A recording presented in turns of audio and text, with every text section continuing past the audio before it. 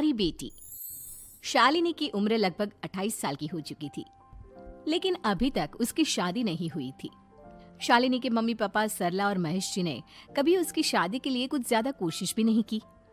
शाली मन ही मन चाहती थी कि दूसरी सहेलियों की तरह उसका भी घर बस जाए, लेकिन वो अपने मम्मी पापा से ये बात कहती भी तो कैसे कहती।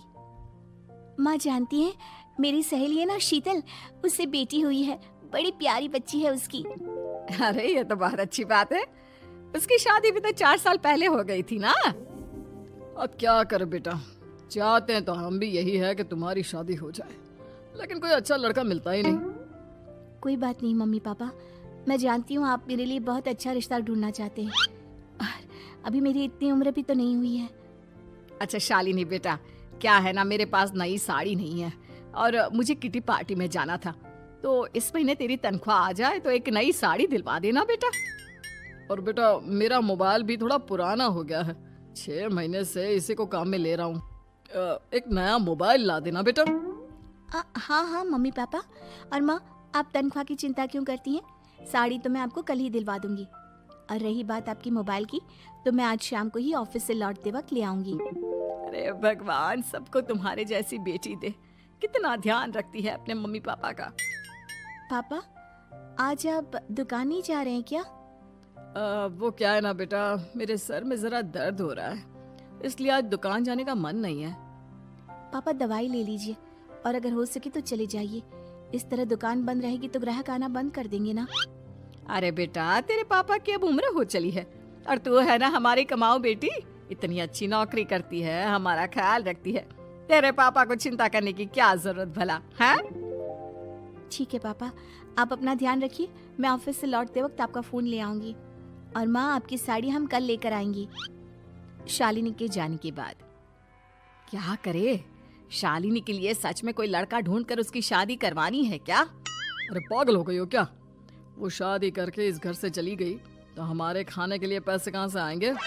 जानती हूँ वैसे भी आपको ना दुकान पर जाने में, काम करने में आलस आता है, अच्छे से पहचानती हूँ आपको।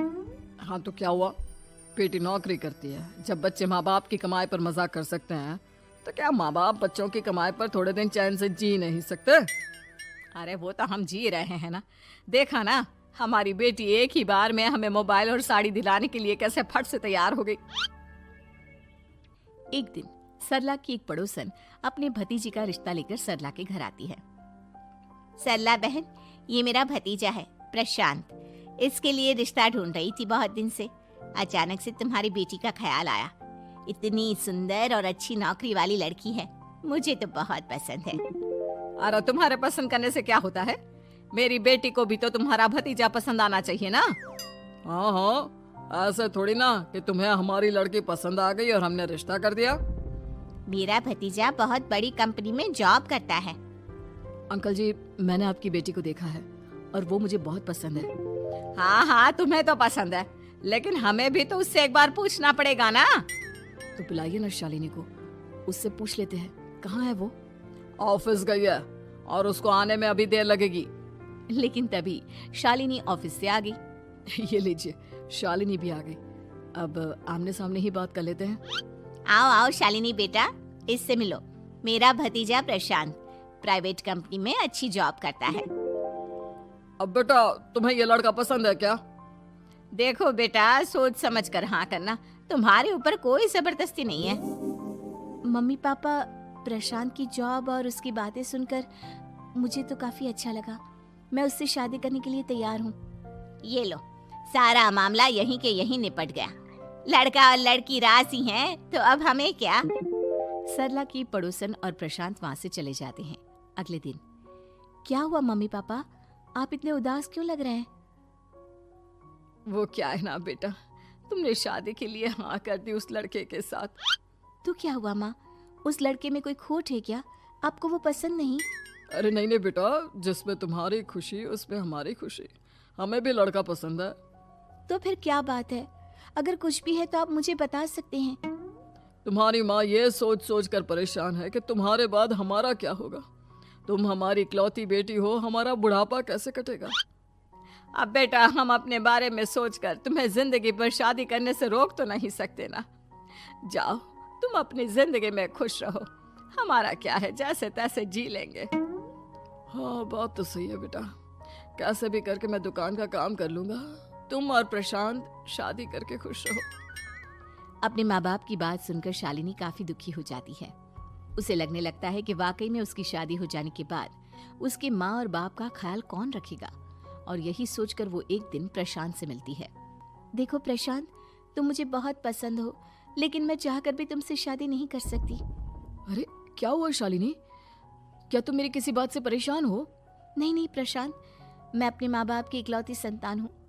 अगर मैं भी शादी करके घर से चली गई तो उनका ख्याल कौन रखेगा, उनका खर्चा कौन उठाएगा? तो क्या तुम सारी जिंदगी शादी नहीं करोगी? शायद नहीं प्रशांत, और अगर अपने माँ बाप के लिए ये भी करना पड़े तो इसमें गलत क्या है? प्रशांत ये सारी बात जाकर सरला के पड़ोसन यानी कि अपनी बुआ को बता देता है। ये सरला तो बड़ी चालाक निकली।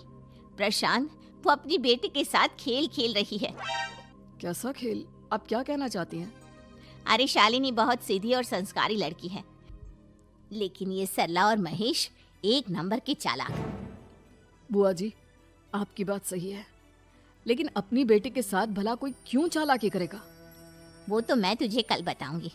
तो कल सुबह मेरे साथ शालिनी के घर चलना। और फिर अगले दिन। क्या हुआ सरला बहन, तुम्हारी बेटी ने तो शादी के लिए मना कर दिया।